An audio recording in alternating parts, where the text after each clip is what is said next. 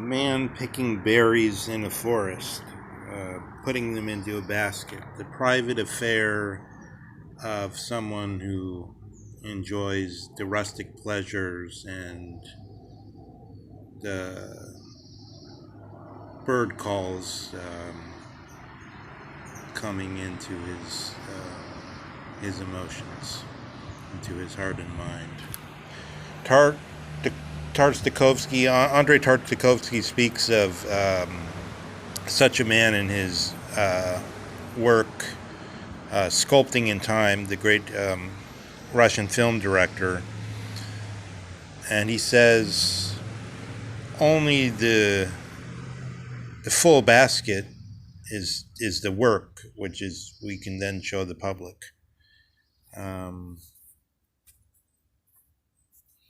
But in philosophy, we have a difficulty, which is that everything is inchoate. So Heidegger says here, the quote-unquote improvements in existential philosophy, quote-unquote, that one apparently desires, and its timely accommodation to a political worldview, comma, are but the unequivocal proof that the simple question of being in time has not yet been understood and is not to be understood. This has strains of a resistless pessimism to it. It could be read as a denouncement of all things, as it were. If you think of it in the light of some of his, this is actually a comment that's in the seminar 3839 on what we're reading, still continuing to read Nietzsche's the use and abuse of history. But if you combine that with things he said elsewhere, I have not been understood, he says elsewhere. Leo Strauss picks up on that and says the great philosophers are never understood. The followers of Leo Strauss say maybe Leo Strauss wasn't understood. Heidegger says elsewhere, I step back before one who will come in a millennium, for 1,000 years, and bow before his spirit. So maybe this is a remittance in the absolute pessimism that in 1,000 years someone will come and understand this quote-unquote question that Heidegger has brought us to. So the questioning. So let's I make an attempt to say what this questioning is about with respect to Nietzsche. Nietzsche is being, in a way, lambasted throughout this whole interpretation, so-called. And why? Because there's a genetic circle problem here. Where are we starting from? We're starting from, so far as we read out of Heidegger, we're starting from Heidegger. We're not starting from Nietzsche. And Heidegger speaks, let's be... try to get to for Nietzsche admits the value of the so-called unpretentious truth.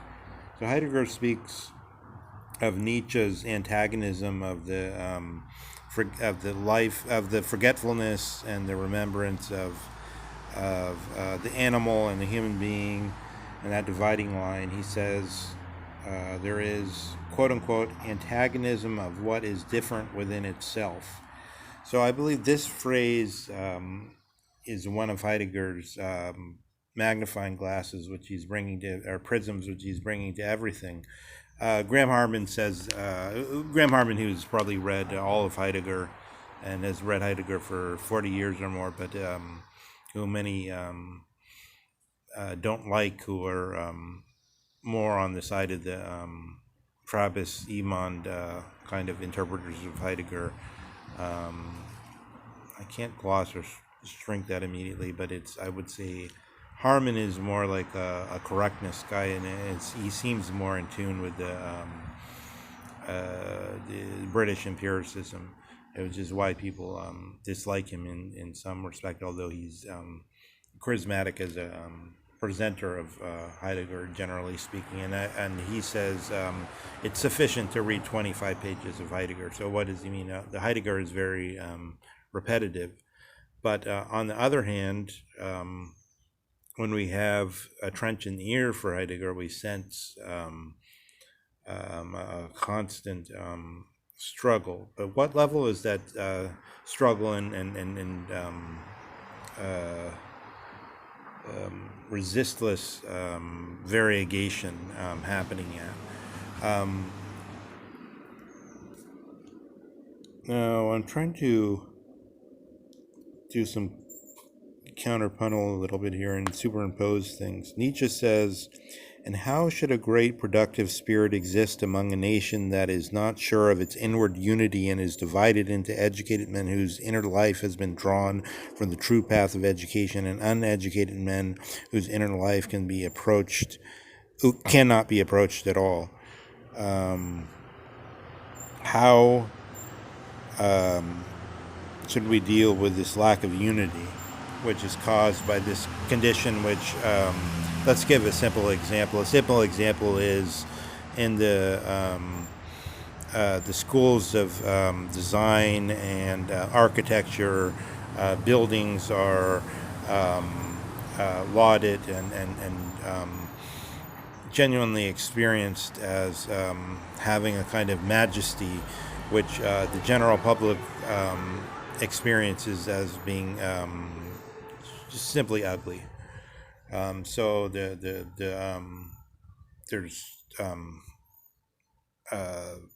advanced sectors, if you like, of the educated, which have developed within themselves different sensibilities which are alien to the general population, and there's dozens of such sectors at least. We have here a split, but I believe the split goes even deeper. So the split goes even into the problem of reason. So Leo Strauss, and also there is, as Leo Strauss has a whole seminar on this that you can listen to online, on the Euthydemus of Plato, and also the former, now parted head of the International Plato Society, Samuel Skolnikov, has a nice video on the Euthydemus on YouTube, and I believe this brings out some of the difficulties here. What is the I'm trying to